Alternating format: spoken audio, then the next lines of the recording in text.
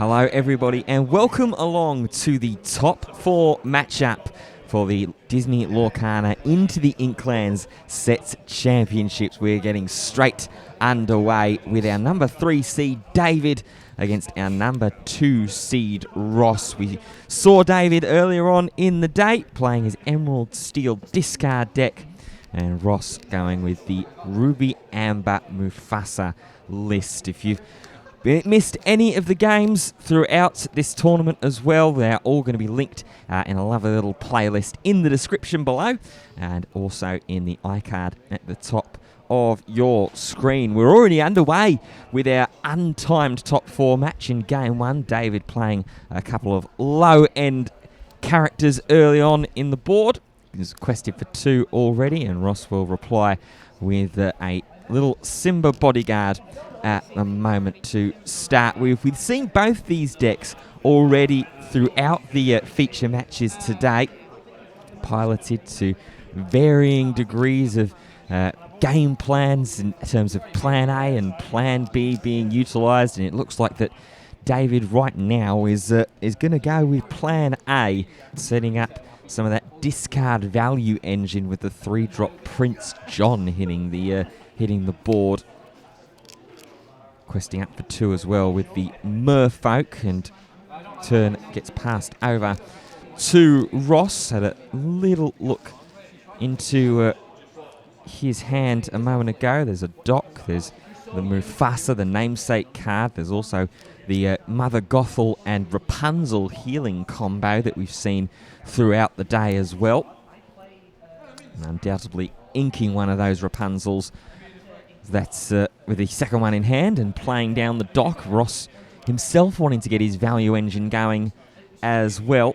Now that dock reads, as soon as you quest, you can pay 1 less for the next character that you play on board. Helps you get that Mufasa out onto board the turn earlier.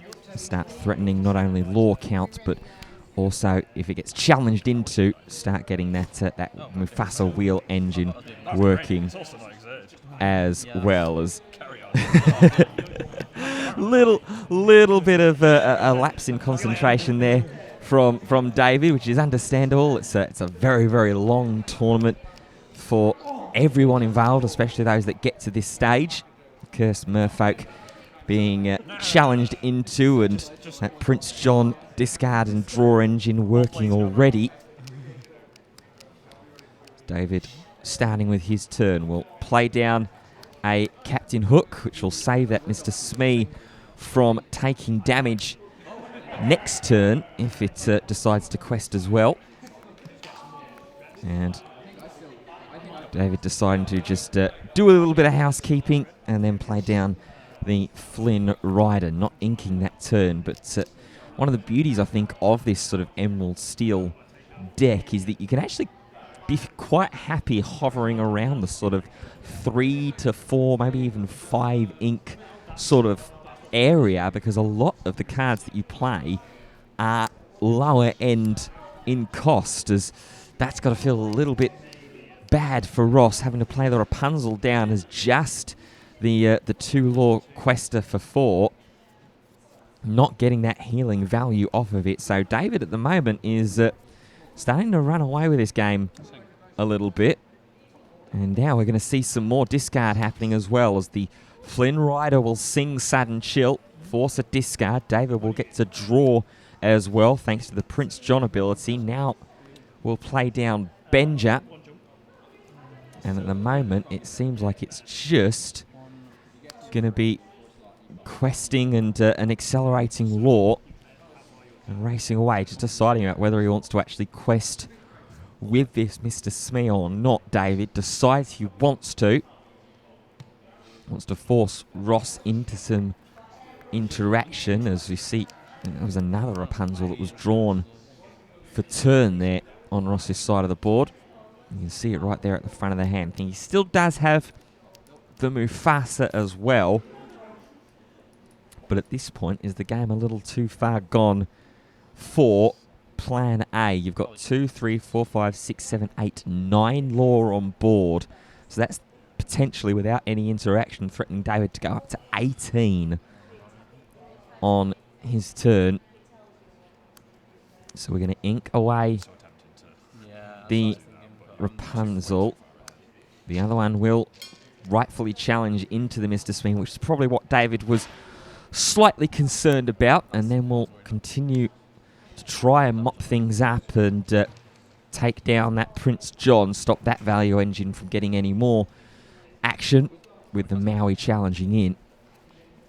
As we pass the turn back over to David, and Ross very, very rightly saying there that a sudden chill would be fantastic in this situation with Ross just down to one card in hand. We know that it is the Mufasa. As David will take the challenge into the Rapunzel, stop Ross from getting on the board too quickly. Then we'll quest up to 13 and play down a second Smee as well. See, there was a Storm Rage on as well. That's in hand for David. That could certainly help by dealing with that Maui potentially. Now here comes the Mufasa. The Benja will be challenged into. And I think it's just going to be past the turn here from Ross. Can't imagine that you're going to want to ink that final card. Ross does concede the turn. Over to David. Draws the 3-cost legendary Ursula for turn. But it's just going to hard play Storm Rage like we thought was going to happen. Draws into a Tinkerbell evasive off of the top deck. Quests out with the crew. It's going to be 18-0. And I don't see a way back into this from Ross. And he completely sees it as well. Scoops the cards up. And swiftly we will move on to game 2. Very quick start and some strong execution from David there as well. Getting that discard going quickly. Getting a couple of extra draws off the Prince John as well. Ross just couldn't quite find the pieces to be able to deal with what David was putting down and what he was committing to. This is the issue that you have running into this Emerald Steel discard deck, because all the cards and a lot of the cards in it are those lower end characters. They cost so little to play down, but quest for so much. The Merfolk on 1, the Flynn Rider on 2, obviously the combination that a lot of players that will have seen playing against this Emerald Steel discard list in the Ursula Sing Sudden Chill twice combination as well can gain its value very, very quickly as both players are shuffling up ready and ahead of game 2. They will draw their opening hands of 7 cards, have a look and see what they want to keep and what they will like to send away in favour of some better and newer tools perhaps. Have a little look in towards David's hand. We can see that there is a Double Beast, a Benja, the Ursula as well, and that's Flynn Rider that we were saying about as well, the 2-drop quests for 2. Ross sending a healthy chunk back into his deck from the discard for the draw as well. I think he picked up a Surface Stitch as one of the cards I saw, which I imagine in the early game will be going firmly into the Inkwell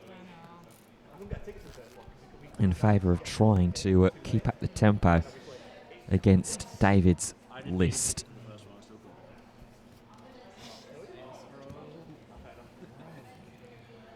So we are ready to get ourselves underway, and there is that Surface Stitch going straight into the Inkwell, and Ross has a 1-drop. It's the Pluto as well, and David not happy to see that Pluto hit the board as he has to just ink one and pass. Can't find a 1-drop of his own. Ross, this might be the exact start that he would have been looking for as well. There goes Pluto using his effect up into the dock. Of course, that card that is just the 1-drop, but it's such a clever 1-drop as well. You can exert, pay 1 less for the next character you play this turn. Wonder if Ross has elected to play the Shift Pluto in this list as well to complement that. Here is a look into Ross's hand. It is Gothel, Simba, Doc, and Rockstar Stitch as well. That is a really, really powerful hand and a really quick hand as well. No songs in there to target for David's discard effect. And I had no 2 drops that should challenge Well, this either. quest for 2. Play down a second Doc for cheaper as well, thanks to the effect of the active Doc. As soon as you quest, you pay 1 less and you will ink another one as well. A very, very swift start at the moment for Ross. Here is a beast to the Inkwell for David. And play down a 3-cost Ursula straight over to Ross's turn now.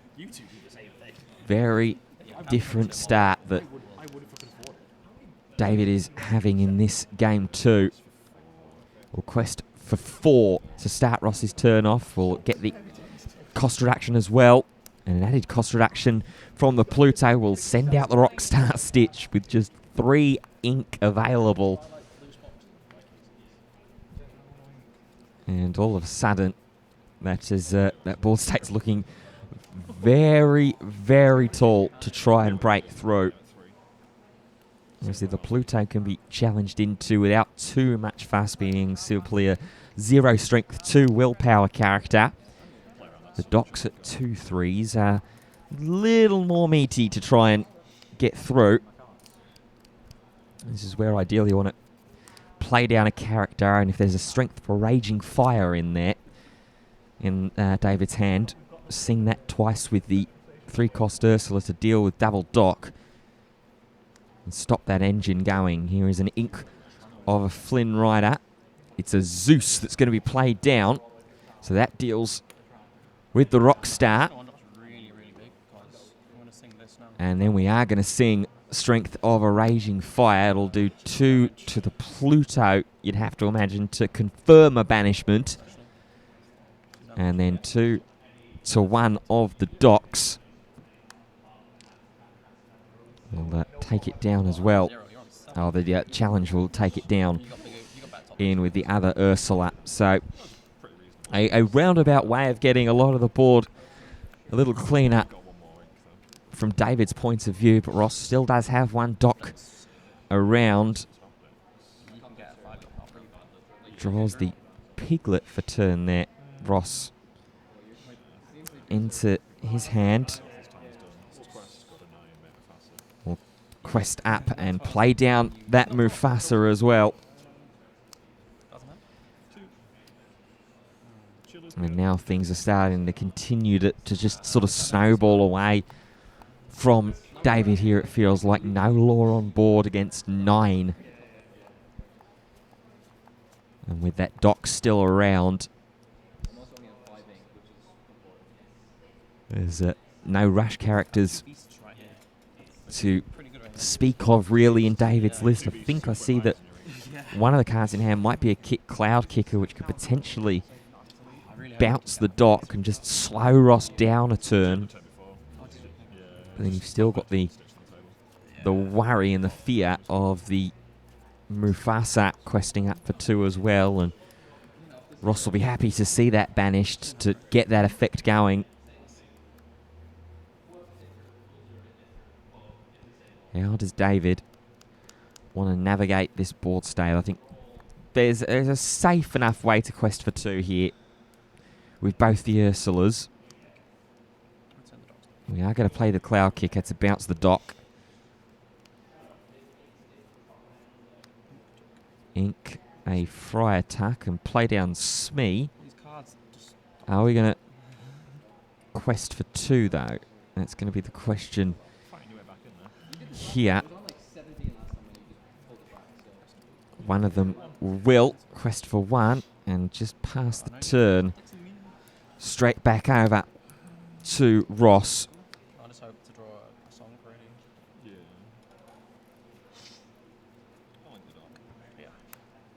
Of course, that Mufasa reads whenever it is just completely, whenever it is banished, so it doesn't have to be banished. during the turn.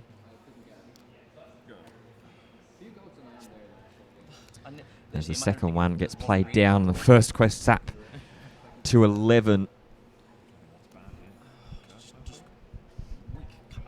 David didn't seem bother, as he has been for a lot of this game. Here comes the Prince John, maybe a little late. Second Ursula gets played down as well, revealing Simba and Piglet. Piglet is live as well now if it gets played down. When you have two characters on board or two others on board, then it gains 2 lore as well, so it would end up questing for 3, as David will actually do now, up to 4 for the game. But as Ross was pointing out there to David, he says, well, realistically, if I get too worried about what you're doing, I just start challenging in with my guys and get the value from the Mufasa effect as well to try and snowball and try and grow into bigger guys. But if you want to engage in a race, then I'll be more than happy to do so with my advantage at the moment. You resolve all of that before this happens. But then, like, can I target the dragon? No. Now, just a hypothetical going on here about the conversation at the table regarding Ursula singing and the Mufasa effect. It would be a case of the song being sung through and that effect happening to its entirety, although we won't have to worry about that being a surmisable option, as the Madame Medusa targets and banishes the 3-cost Ursula. Ross will quest up to 15 as well. And David flips top card of his deck, realises that there's no way back. And we are going to a game 3 in this top 4 matchup between our number 3 seed and our number 2 seed. The Emerald Steel deck against the Ruby Amber list. 1 apiece there. David just not able to get the quick start that he got in game 1 there. Ross was just allowed to play down those Plutos into the docks. And double Mufasa really closed out proceedings as we go ahead and set up for game 3. We'll expand a little bit more on that point that we were making about the Ursula Mufasa ruling. So the question from David was essentially, if I sing, say, Strength of a Raging Fire with 3 characters on board to banish the Mufasa, can I then use the second song off of the Ursula effect to try and banish or put damage onto whatever is flipped on the top card of the deck and played through Mufasa's ability? And essentially the ruling is, no, you can't. The song and the Ursula effect has to finish through in its entirety first. So when the song is sung and the song then gets resung, your eligible targets are what was on board as soon as the first song gets played. Basically, you can't sort of freeze time, let the Mufasa effect happen, and then target the whatever gets played from the secondary song. So you've got to resolve the Ursula effect through to its entirety, and then the Mufasa effect triggers as well.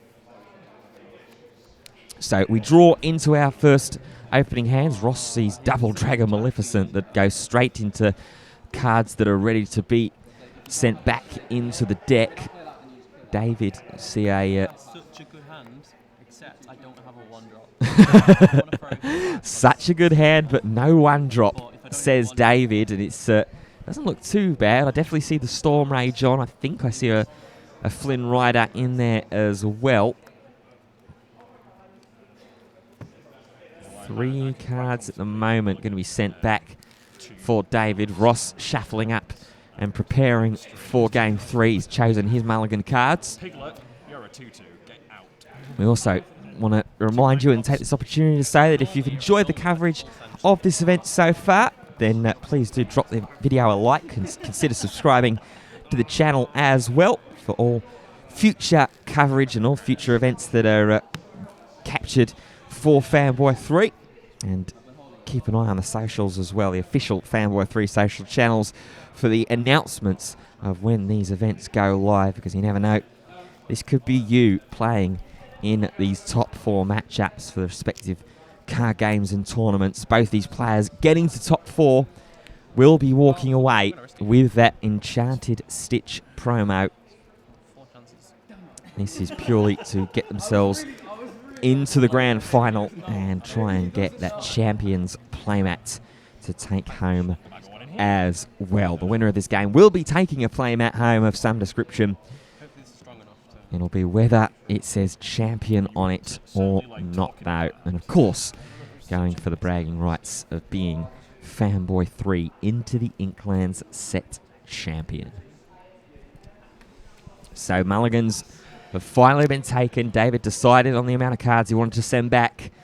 We are underway, and David doesn't have a 1-drop in the hand to start with. Ross does, though, and it's a Pluto. David draws for turn, finds the 1-drop there.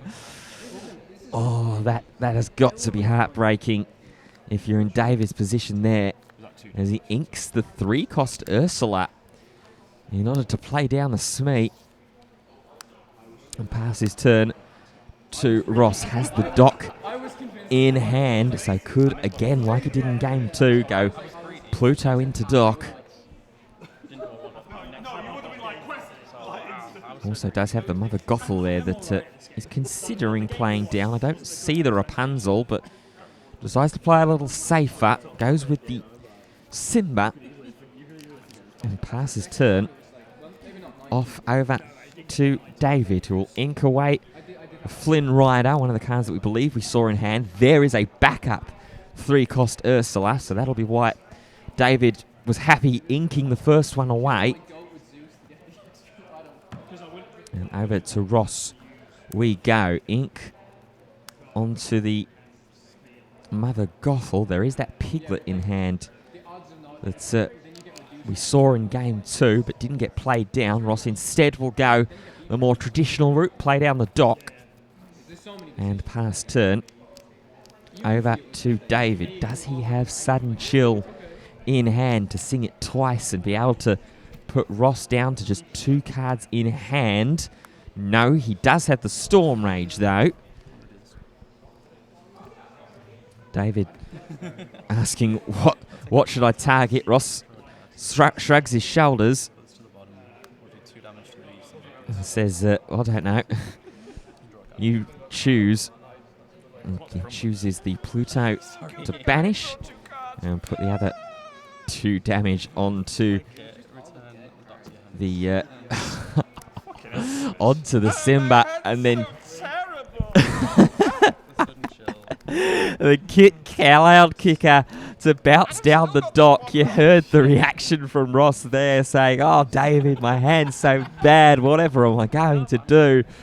And then have an explosive turn like that as well, followed up with the 1-drop in Captain Hook.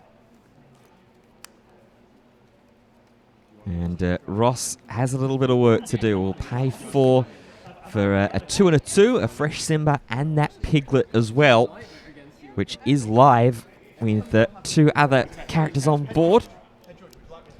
So can quest for 3.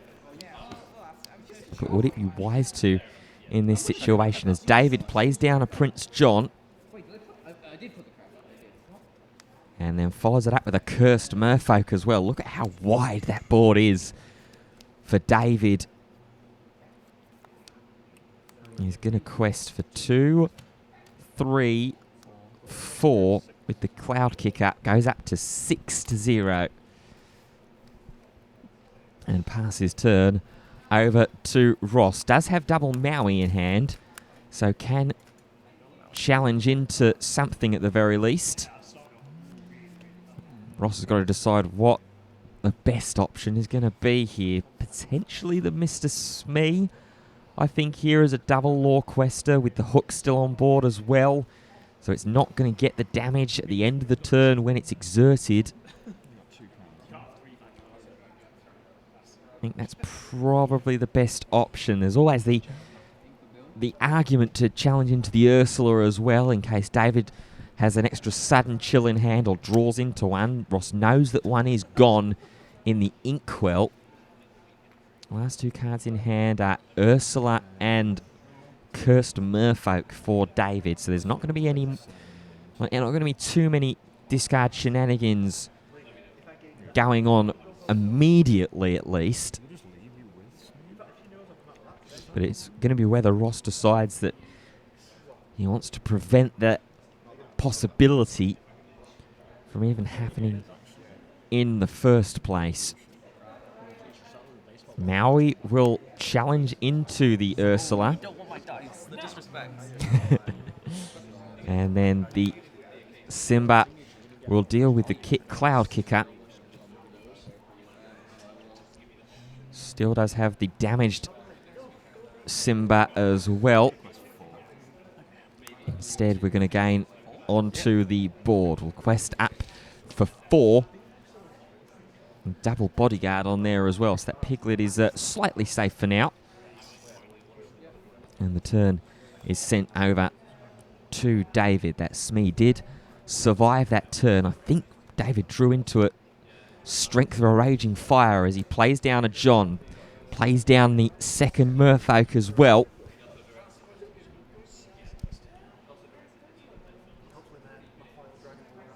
Now I think David will be happy to just sit back and start questing himself here. Goes up to 10. How many choices am I going to get hit by now? Not 100% sure what the last card in hand is here for David. I think I saw Strength of a Raging Fire, which could deal with anything on this board. With 6 characters on board at the moment. The Hook is in fact going to go on a quest itself, up to 11. David will go. And pass the turn over to Ross, who draws into a Rapunzel.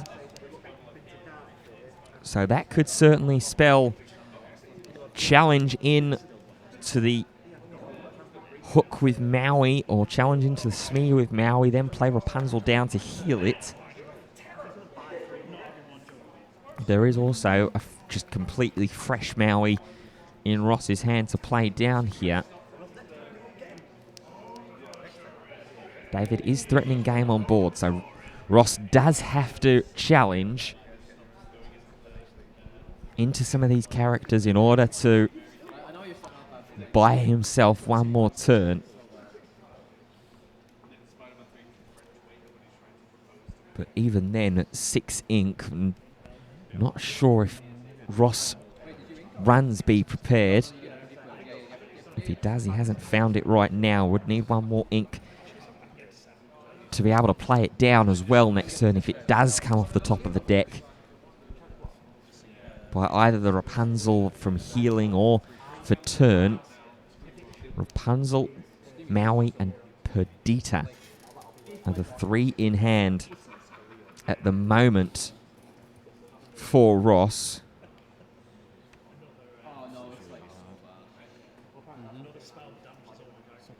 That Perdita reading a 2 Law Quester, 1 6 for 6. So it would be the only card that would be played down this turn if Ross did commit to that. Whenever you play this character and whenever she quests, play a 2 cost or less from your discard pile for free. So potentially there is a world where we challenge in with one of the Simbas to take out potentially, well, it would only be the Merfolk for a confirmed banishment. Otherwise, it would just be putting damage onto something to soften it up for banishment later on in the turn. And then play the Perdita, bring the Simba back. Leaving the heart of cards. But that feels like that would be the wrong line of play in this situation. Ross will ink Rapunzel.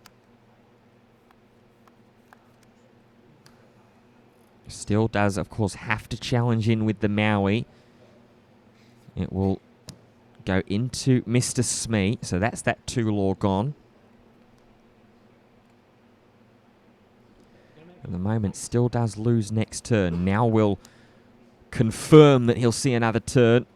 And we'll play Perdita into the bodyguard Simba. Challenge into the Merfolk. Will draw 2 here, will David, from double John triggers. And then Piglet will quest for 3, up to 7.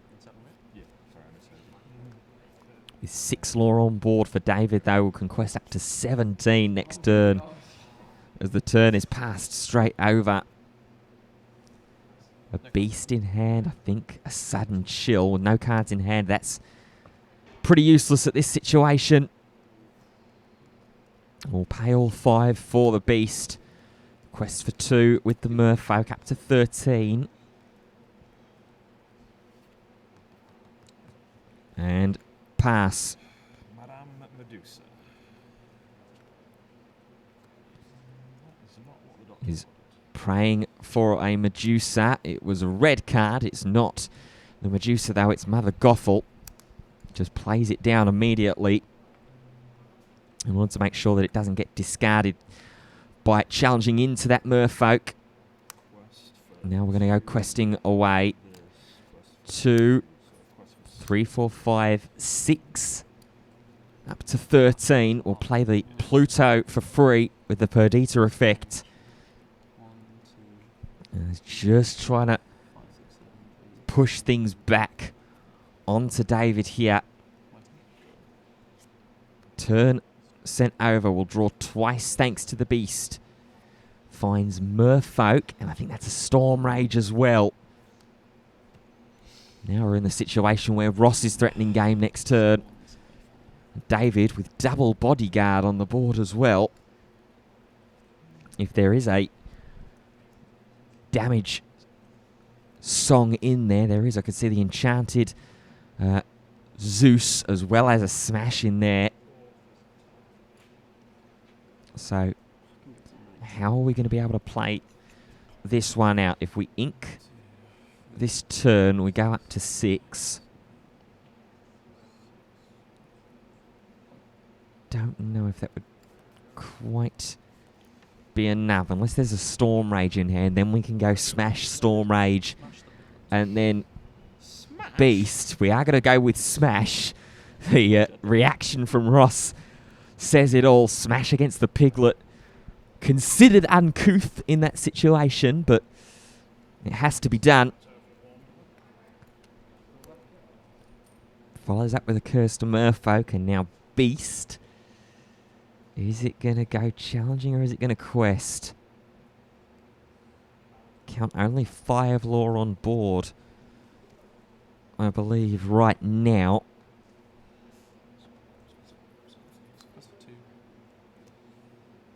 Beast will quest for 2, up to 15. David goes now. And past the turn. This is where he needs that be prepared. Any murder lady. Or a murder lady, as Ross is saying. And Madame Medusa would do just fine. The reaction doesn't tell me that Ross has found what he needs in the situation off the top of his deck. So how and oh how do we stop from losing next turn? I don't think that we do. Because even with multiple challenges into the beast, there's still 6 lore protected on board, so would need removal. I don't think there's anything in the discard pile either to go and fetch from Perdita.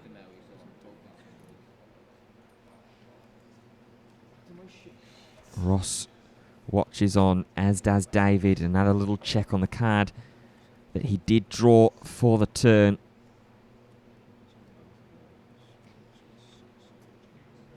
Continuing to try and figure out if there's a way out of it here. It's a Pluto that he drew, and he extends the hand. The number 3 seed, David, makes his way into the Inklands Set Championship final. And as Ross takes a check on the next couple of cards in deck, you can see that there wasn't going to be an answer for a little while. Well played there to David and to Ross as well. Both players will be continuing on and going home with their Enchanted Stitch. But we will see David in the final. And we hope to see you there as well in the next video. But if we don't, then we'll catch you in the next one. But I mean, I was very much past the term being like any kill spell and it's probably game. Yeah, I had 1340. Any kill spell and I was like, meh.